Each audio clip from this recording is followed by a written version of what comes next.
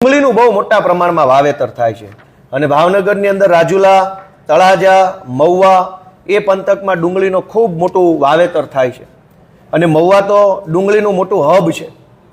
આજે મેં કૃષિ મંત્રી પોતે ભાવનગરના છે। જૂઠ બોલે કૌવા કાટે, પણ આને તો કવાય ન કાટે, નહીતર કવાય મરી જાય, કૌવાને હડકવા થઈ જાય, એટલું બધું જૂઠું બોલે છે। કાગડાને હડકવા ઉપડે।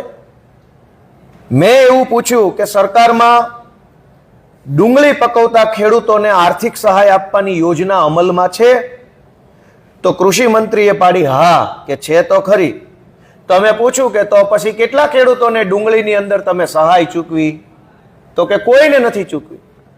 લ્યો કરો મજા, યોજના છે, અમલ નથી, દેવાનું કંઈ નથી, તો આ બજેટ ક્યાં ફળવાય છે?